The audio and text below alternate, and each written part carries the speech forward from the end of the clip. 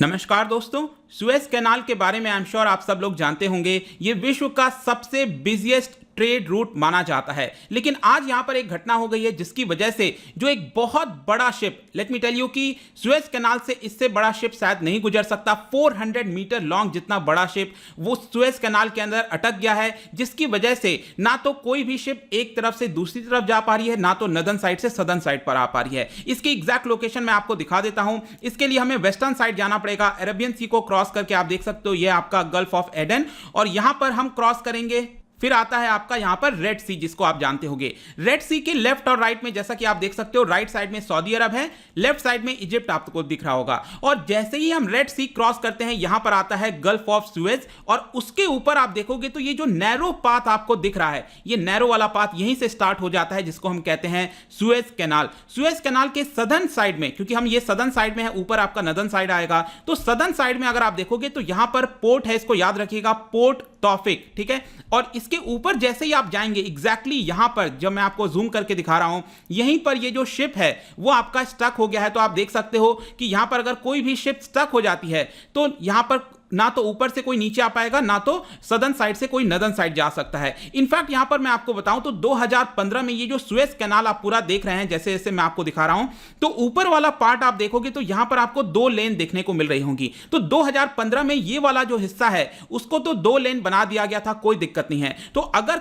Ship यहां पर अटकी होती तो कोई प्रॉब्लम नहीं होती, लेकिन यहां पर क्योंकि अटका है और ये सिंगल लेन आपको दिख रहा है, जिसकी वजह से प्रॉब्लम आ गई है। अगर मैं शिप के बारे में बात करूं तो देखिए, आज के डेट में कोई भी प्रॉब्लम होता है तो कहीं ना कहीं चाइना का रोल उसमें जरूर होगा। तो ये भी जो शिप है वो आपका चाइना से आ रहा था और ये जा रहा था आपका नेदरलैंड के एक शहर में, रॉटरडैम। यहां पर मैं आपको दिखा देता हूं, ये रहा आपका नेदरलैंड और यहां पर आप देख रहे होंगे रॉटरडैम। यहीं पर ये आना था, लेकिन ये सुएज कैनाल के अंदर अटक गया है। यहां पर आप देख सकते हो इसकी पिक्चर जो है, एवरग्रीन, एवरग्रीन जो नाम लिखा हुआ है, ध्यान रखना ये शिप का नाम नहीं है, एवरग्रीन मरीन एक कंपनी का नाम है, ठीक है, वो को चलाती है। और जो शिप है उसका नाम है एवर गिवन, ठीक है। तो यहां पर आप न्यूज भी देख सकते हो, Suez canal blocked by huge container ship after gust of wind. तो कारण क्या है यहां पर जो सुएज कैनाल है वो इतना ज्यादा इंपॉर्टेंट क्यों है, और डिटेल में मैं आपको इस वीडियो में बताऊंगा।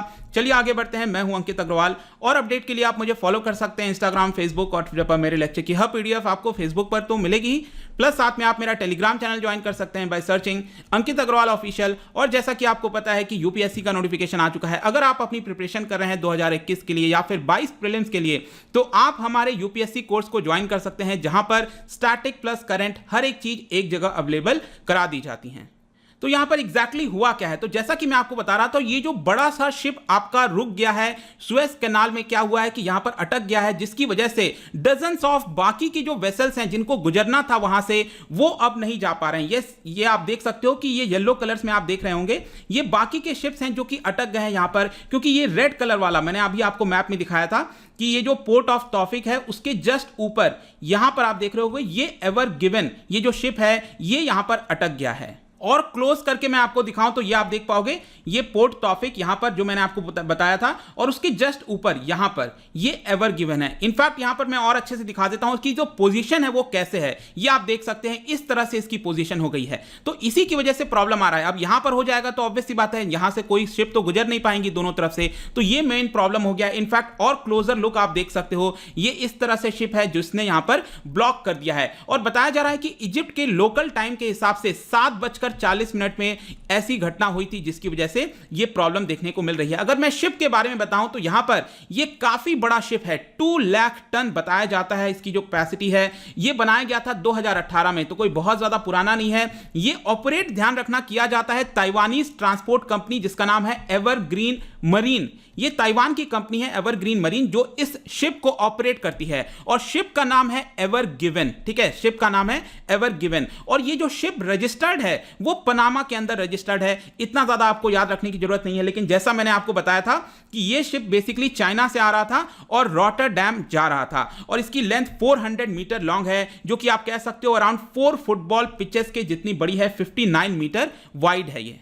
तो कारण क्या है? ये जो हमने पोजीशन देखा यहां पर इस तरह से ये जो शिप हो गया है, दोनों तरफ आपको कोस्ट देखने को मिल रहे होंगे। इसका कारण क्या है? तो देखिए यहां पर जो एवरग्रीन मरीन है कंपनी, उन्होंने बताया कि जब ये शिप गुजर रहा था उस कैनाल से, तो अचानक से गस्ट ऑफ विंड, मतलब बहुत स्ट्रांग विंड यहां पर शिप को अटैक किया, मतलब कि टच किया एक तरह से, जिसकी वजह से शिप जो है वो आपका थोड़ा सा डिविएट हो गया और उसकी वजह से जो शिप का बॉटम वाला हिस्सा है वो आपका कोस्ट के किनारे वाले हिस्से से जा टकराया और मतलब कि वहां से टच कर गया, जिसकी वजह से यहां पर अब वो वहां से हिल नहीं पा रहा था। इनफैक्ट यहां पर जो इजिप्टियन फोरकास्टर्स हैं, वेदर फोरकास्टर्स हैं, उन्होंने भी ये चीज बताया कि ट्यूसडे को ही यहां पर एक काफी बड़ा सैंड स्टॉर्म आया था जिसका स्पीड जो है करीब 31 माइल्स पर आवर के हिसाब से था। तो ये दिखाता है कहीं ना कहीं जो विंड है वो एक बड़ा कारण था, क्योंकि पहले यहां पर बताया जा रहा था कि हो सकता है कुछ मैकेनिकल प्रॉब्लम हुआ हो, फ्यूल का कोई दिक्कत हुआ हो, लेकिन यहां पर अल्टीमेटली जो विंड है वो एक कारण बताया गया है। तो अब यहां पर इसको लेकर क्या किया जा रहा है? इसको हटाने के लिए यहां पर बताया गया है, जो सुएज कैनाल अथॉरिटी है जो इस सब चीजों को देखती है, उन्होंने कहा है कि यहां पर जो टग बोट्स हैं, तो टग बोट्स क्या होते हैं, इस तरह से आप देख सकते हो पिक्चर में, इनका काम होता है कि अगर कोई भी शिप्स वगैरह अटक जाएं तो जो इसको बांधकर एक तरह से दूसरी तरफ ले जाने की कोशिश की जाती है। तो ये 8 टग बोट्स इस तरह के वहां पर लगाए गए हैं ताकि हटाया जा सके। लेकिन यहां पर मैं आपको दिखा देता हूं, क्लोजर लुक आप देखो, इतना बड़ा शिप है, ये जो टग बोट्स हैं वो कितना कर पाएंगे? तो ये थोड़ी सी प्रॉब्लम है, ये जो शिप है वो कुछ ज्यादा ही बड़ा है और इसको हटाना इतना आसान नहीं है, और इस इवन ये इतना ज्यादा हैवी भी है क्योंकि इसके ऊपर जो कंटेनर्स हैं वो बड़ी मात्रा में फुल कैपेसिटी में रखे गए थे। ऑल्दो यहां पर जो सुएज कैनाल अथॉरिटी के चेयरमैन है उन्होंने बोला है कि जो ओल्डर सेक्शन है कैनाल का वो हमने एक बार के लिए ओपन कर दिया, लेकिन जो पुराना वाला सेक्शन है उसमें बड़ी शिप्स नहीं गुजर सकती हैं, तो जो छोटी मोटी शिप्स हैं वो एक बार के लिए डाइवर्ट होके वहां से जा सकती हैं। लेकिन इसका परिणाम क्या होगा? इसका इंपैक्ट आपको ब्रेंट क्रूड जो ऑयल है उसके ऊपर देखने को मिलेगा। तो बेसिकली आप इस लॉजिक से समझ सकते हो कि अगर सपोज मैं कहता हूं कि 5 दिन के लिए वहां पर कोई ट्रेड नहीं हो पाता है, मतलब शिप्स गुजर नहीं पाती हैं, इसका मतलब क्या हुआ? जो क्रूड ऑयल को निकालते हैं, प्रोडक्शन करते हैं, तो वहां पर उनके पास स्टॉक जमा हो जाएगा, तो ज्यादा स्टॉक जमा हो जाएगा, बिक नहीं रहा है क्योंकि ट्रेड नहीं हो पा रहा है, इसकी वजह से क्रूड के प्राइसेस नीचे आ जाएंगे। और यही आपको देखने को मिलेगा कि थोड़ा सा यहां पर प्राइस जो है अचानक से नीचे आ गया था, ऑल्दो यहां पर जैसे जैसे खबर आ रही थी कि चीजें नॉर्मल हो रही हैं तो वापस से थोड़ा सा ये इंक्रीज हुआ था।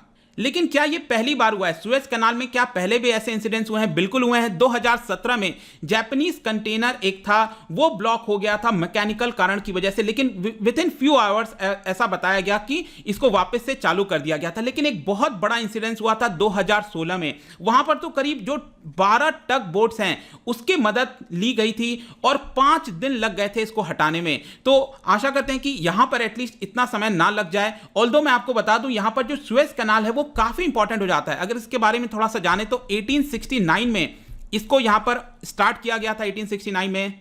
लेकिन जैसा कि पता होगा पहले ये यूके के अंडर में होता था, वो लोग यहां पर इसको चाहते थे, लेकिन फाइनली इजिप्ट ने इसको ले लिया। और यहां पर 2015 में मैंने आपको बताया था कि जो एक सेक्शन है सुएज कैनाल का वहां पर 2 वे बना दिया गया है, शिप्स आ भी जा सकती हैं आराम से, इसमें कोई दिक्कत नहीं है। अगर इस लंबाई की बात करें, ये जो पूरा सुएज कैनाल है ये 120 माइल्स लंबा है, मतलब 190 के आसपास आप कह सकते हो किलोमीटर, इतना लंबा है। वाइड की बात करें तो 205 मीटर वाइड आपको देखने को मिलेगा। और आप खुद सोच के देखो ये जो शिप है वो कितना आपका लेंथ जितना बड़ा है, ये आपका 400 मीटर। तो यहां पर अगर वो शिप इस तरह से टिल्ट हो जाएगा तो आप खुद सोचो कि जो पूरा रास्ता है वो आपका अटक सकता है। डीप की बात करें तो 24 मीटर डीप है ये।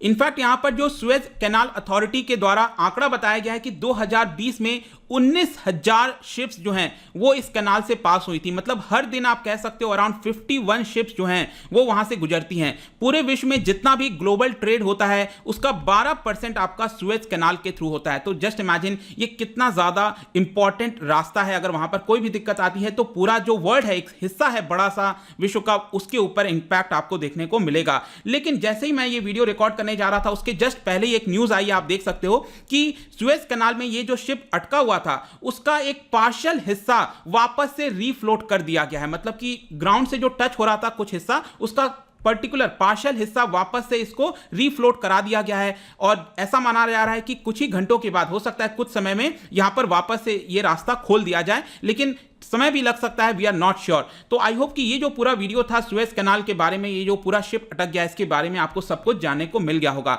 जाने से पहले एक इंटरेस्टिंग आपके लिए क्वेश्चन लेकर आया हूं कावेरी रिवर के बारे में। 3 स्टेटमेंट है, इसको ध्यान से पढ़िएगा और बताइए कौन सा स्टेटमेंट यहां पर करेक्ट होगा। इसका जो राइट आंसर है देखिए आपको मेरे इंस्टाग्राम पर तो मिलेगा ही, अगर आप इंस्टा पे नहीं हो कोई बात नहीं, टेलीग्राम से आप इसका राइट आंसर ले सकते हैं। मैं कई सारे आंसर जो एमसीक्यूज हैं यहां पर डालता रहता हूं स्टोरीज के फॉर्म में, आप जाकर प्ले कर सकते हो। अगर आप मुझसे इकोनॉमी पढ़ना चाहते हैं, कोई भी कोर्स परचेज करना चाहते हैं, स्टडी IQ ऐप पर जा सकते हैं। आई होप कि वीडियो आपको पसंद आया होगा। मिलता हूं आपसे next time, till then thank you very much, see you soon.